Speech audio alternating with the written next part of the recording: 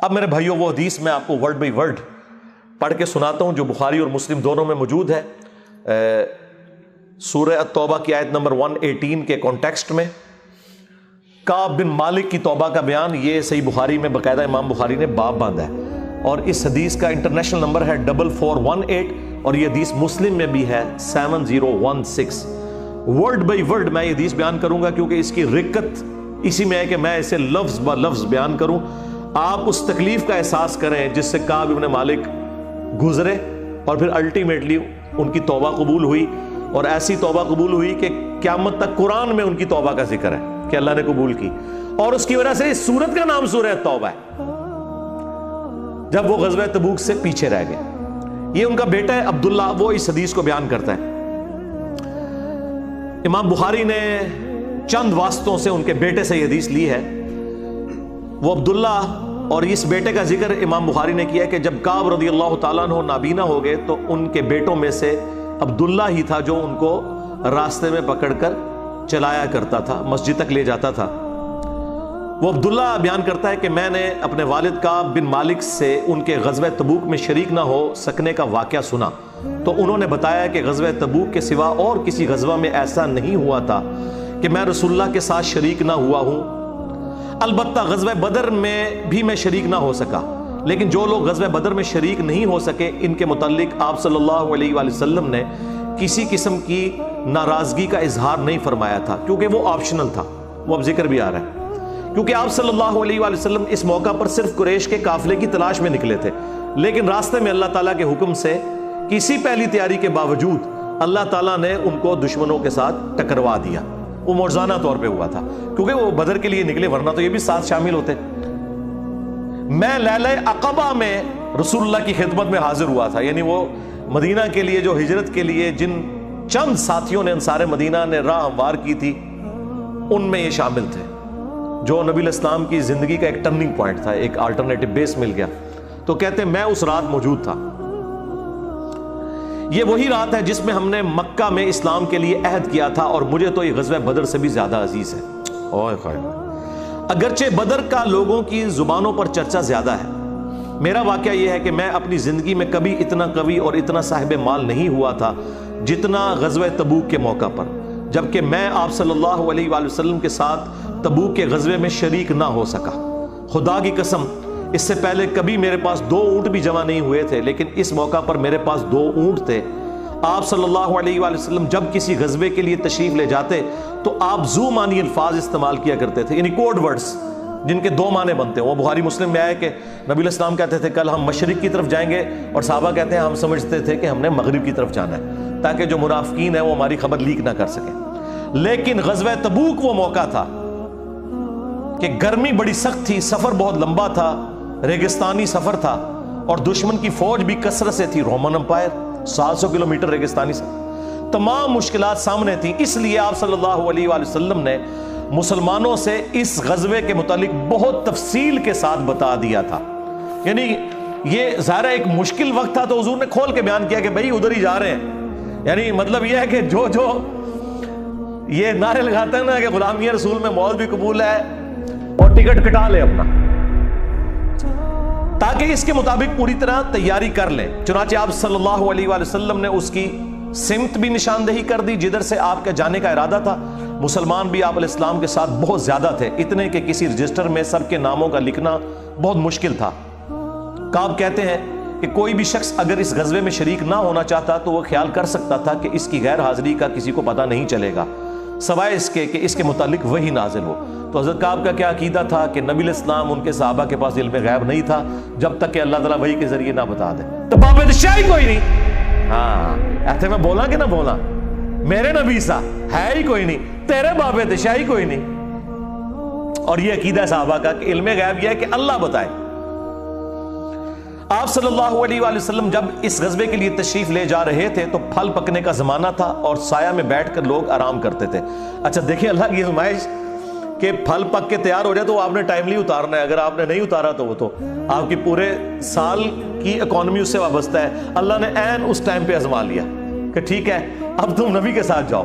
اب بعد میں بھی بھوک نظر آ رہی ہے. کہتے ہیں لوگ بیٹھ کے نہ چوراہوں پہ یہی باتیں کرتے تھے. آپ صلی اللہ علیہ وآلہ وسلم بھی تیاریوں میں مصروف تھے اور آپ کے ساتھ مسلمان بھی، لیکن میں روزانہ سوچا کرتا تھا کہ کل سے میں بھی تیاری کروں گا. وہی جو آج کہتے ہیں جی کل تو انشاءاللہ داڑھی بھی رکھ لینی ہے، بس میرے بچیوں کے ہاتھ پیلے ہو جائیں تو میں تو مسجد میں بیٹھا رہوں گا. یہ وہی چیز ہے، یہ ہر انسان پہ اسے طول عمل کہتے ہیں، لمبی امیدیں لگانا.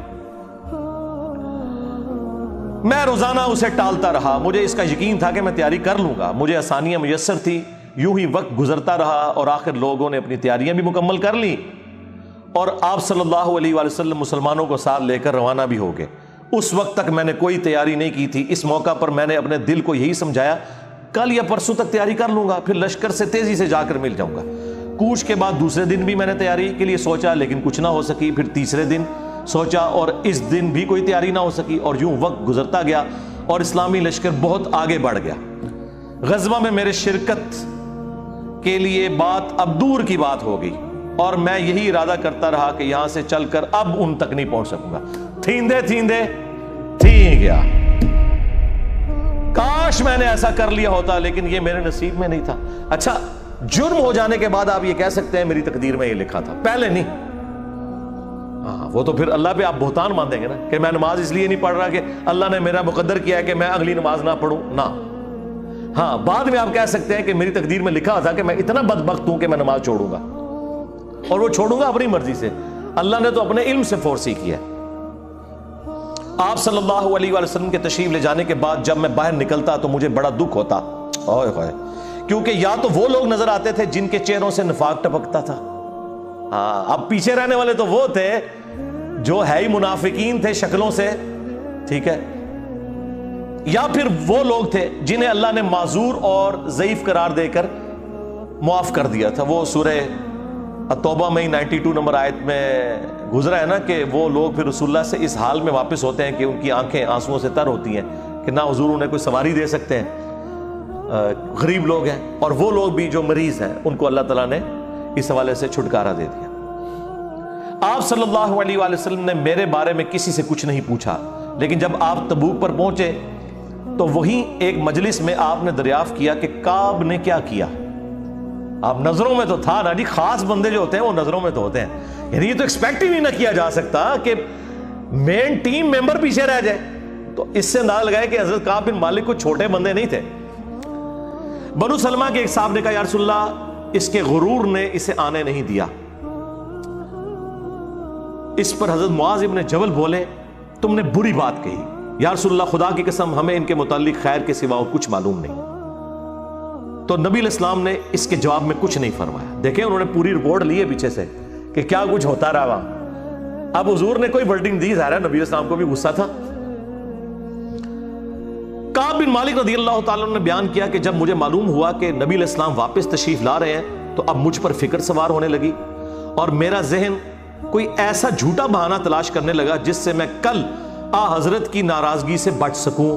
دیکھیں وہ بھی عام انسان تھے، اتنے اولو العزم صحابہ، لیکن ظاہر نفس تو ہر بندے کے ساتھ لگا ہے. وہ بھی سوچ رہے ہیں کہ یار چلو میں بہانہ کر لوں گا، کوئی مجبوری تھی. اوئے ہوئے ہوئے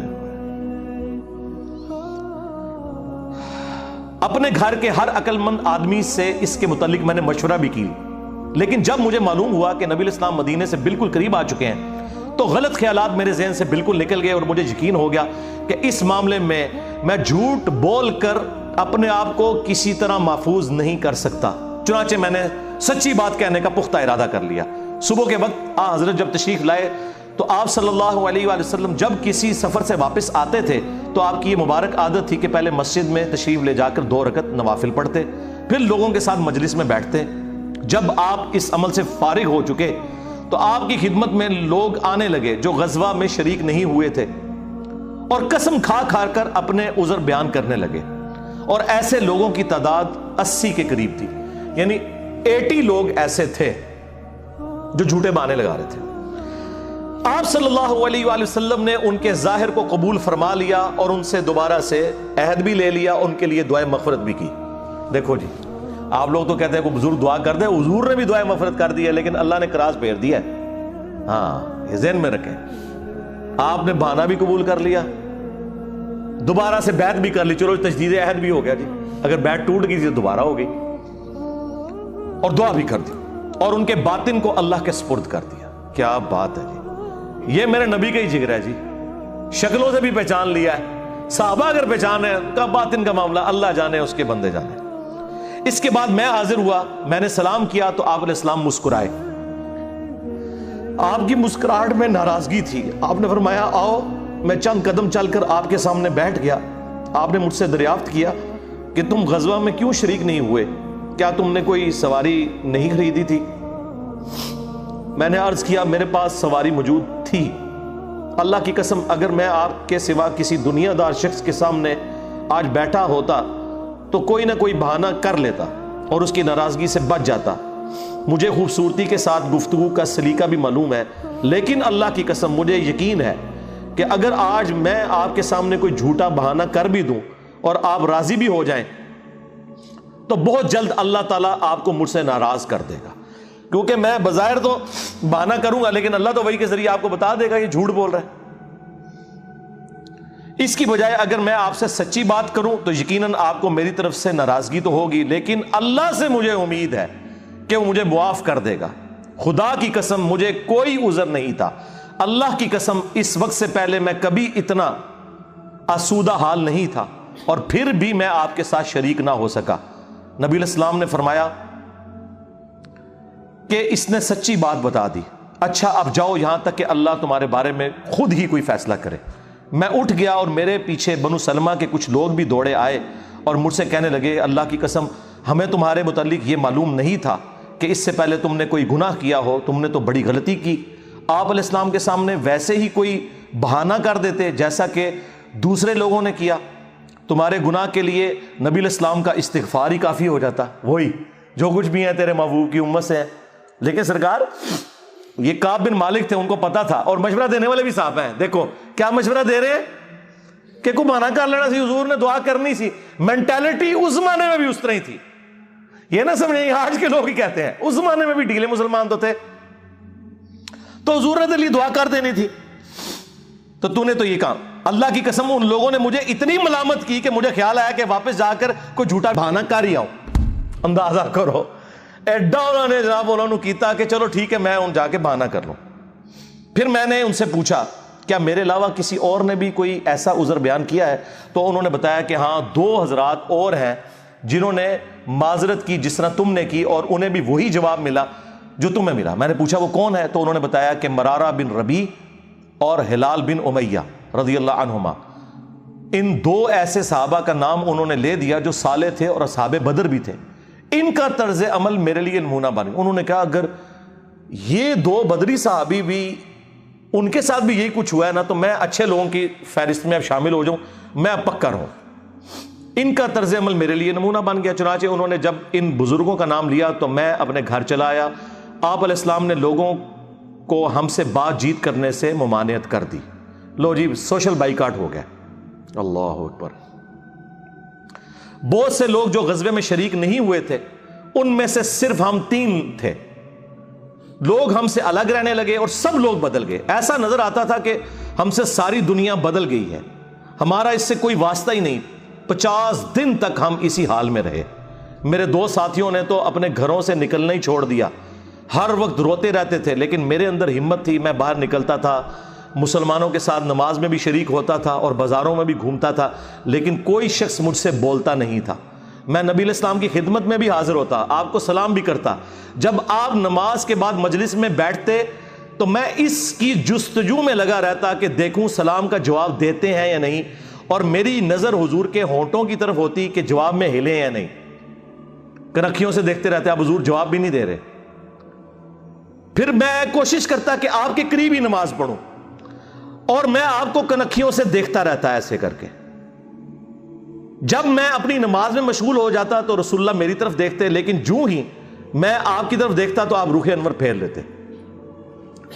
ظاہر ہے حضور کو بھی تو محبت تھی اپنے صحابہ کے ساتھ، حضور دیکھتے تھے، وہ جب یعنی اپنی ناراضگی کا اظہار وہ اگر نماز میں بھی حضور کی طرف دیکھ رہے ہیں تو حضور چہرہ انور پھیر لیتے۔ تو میں ایک دن ابو قتادہ کے باغ کی دیوار پر چڑھ گیا، وہ میرے چچا زاد بھائی تھے اور مجھے ان سے بہت گہرا تعلق تھا۔ میں نے انہیں سلام کیا، لیکن اللہ کی قسم انہوں نے بھی میرے سلام کا جواب نہیں دیا۔ میں نے کہا ابو قتادہ تمہیں اللہ کی قسم کیا تم نہیں جانتے کہ اللہ اور اس کا رسول سے مجھے کتنی محبت ہے؟ انہوں نے کوئی جواب نہیں دیا. میں نے دوبارہ ان سے یہی سوال کیا, اللہ کی قسم دے کر پوچھا, لیکن وہ پھر بھی خاموش رہے. میں نے پھر اللہ کا واسطہ دے کر ان سے سوال کیا. اس مرتبہ انہوں نے صرف اتنا کہا, اللہ اور اس کا رسول زیادہ بہتر جانتے ہیں. دیکھیں جی اس بات کا جواب انہوں نے کہا, بھائی اللہ کے نبی نے منع کیا ہے, اب بائی کاٹ ہے تیرا. اللہ اکبر. اس پر میرے آنسو پھوٹ پڑے. میں واپس چلا آیا اور دیوار پر چڑھ کر نیچے باہر اترا. پھر وہ بیان کرتے ہیں کہ ایک دن مدینہ کے بازار میں جا رہا تھا کہ شام کا ایک کاشتکار جو کہ غلہ بیچنے مدینہ آیا تھا پوچھ رہا تھا کعب بن مالک کہاں رہتے ہیں. لوگوں نے میری طرف اشارہ کیا, وہ میرے پاس آیا اور غسان جو بادشاہ تھا رومن امپائر کا, اس کا ایک خط مجھے دیا. وہ جو اس کا ایک سمجھ لیں چھوٹی چھوٹی جو امپائر کے اندر بنی ہوئی تھی, ان میں سے ایک کا وہ گورنر تھا. اس خط میں لکھا تھا کہ مجھے معلوم ہوا ہے کہ تمہارے صاحب یعنی رسول اللہ صلی اللہ علیہ وآلہ وسلم نے تمہارے ساتھ زیادتی کی ہے, نعوذ باللہ. اللہ نے تمہیں کوئی ذلیل ہونے کے لیے پیدا تو نہیں کیا کہ تمہارا حق ضائع کیا جائے. تم ہمارے پاس آ جاؤ, ہم تمہارے ساتھ بہتر سلوک کریں گے. یعنی دشمن کی فوج کے ہیڈ کی طرف سے خط آیا. جب میں نے یہ خط پڑھا تو میں نے کہا کہ ایک اور امتحان آ گیا. اچھا جی سرکار, ایک خط کسی اور کو لایا ہو کہ جی اے دیکھ لو یا رسول اللہ منو تے بڑی آفر جے. یہاں لوگ دنیا دار لوگ ہی کرتے ہیں نا جی, مجھے فلاں جگہ سے آفر ہو رہی ہے. لیکن جو اہل ایمان ہے وہ تو کہتے ہیں کہ یار میں اس لیول پہ گر گیا ہوں کہ اب کافر بھی مجھے بلا رہے ہیں. انہوں نے یہ رزلٹ نکالا, چونکہ مومن تھے نا. میں نے اس خط کو تندور میں جلا دیا. ان 50 دنوں میں سے جب 40 دن گزر گئے تو نبی علیہ السلام کا ایلچی میرے پاس آیا اور اس نے کہا کہ رسول اللہ نے حکم دیا ہے کہ اپنی بیوی کے قریب نہ جاؤ. میں نے پوچھا میں اسے طلاق دے دوں یا پھر مجھے کیا کرنا ہے؟ تو انہوں نے کہا نہیں, طلاق نہیں دینی, صرف جدا ہو جاؤ. میرے دونوں ساتھیوں کو جنہوں نے میری طرح معذرت کی تھی یہی حکم ملا. میں نے اپنی بیوی سے کہا کہ اپنے میکے چلی جاؤ, اس وقت تک وہیں رہو جب تک کہ اللہ تعالیٰ اس معاملے کا کوئی فیصلہ نہ کر دے. کعب کہتے ہیں کہ ہلال بن امیہ کی بیوی رسول اللہ کی خدمت میں حاضر ہوئی اور عرض کیا یا رسول اللہ وہ تو بہت بوڑھے اور کمزور ہیں, ان کے پاس کوئی خادم بھی نہیں, کیا اگر میں ان کی خدمت کر دیا کروں تو آپ ناپسند تو نہیں فرمائیں گے؟ بیوی دیکھو جی, بیوی خامد کو کچھ سمجھ نہیں رہی, رسول اللہ سے جا کے پوچھ رہی ہے صلی اللہ علیہ وسلم. تو نبی اسلام نے فرمایا صرف وہ تم سے صحبت نہ کریں. انہوں نے عرض کیا اللہ کی قسم وہ تو کسی چیز کے لیے حرکت ہی نہیں کر رہے. جب سے آپ ان سے ناراض ہوئے ہیں وہ دن اور آج کا دن ان کے آنسو تھمنے میں نہیں آتے. میرے گھر کے بعض لوگوں نے کہا کہ جس طرح ہلال بن امیہ کی بیوی نے ان کے لیے اجازت لے لی تو آپ بھی جا کے اجازت لے لیں.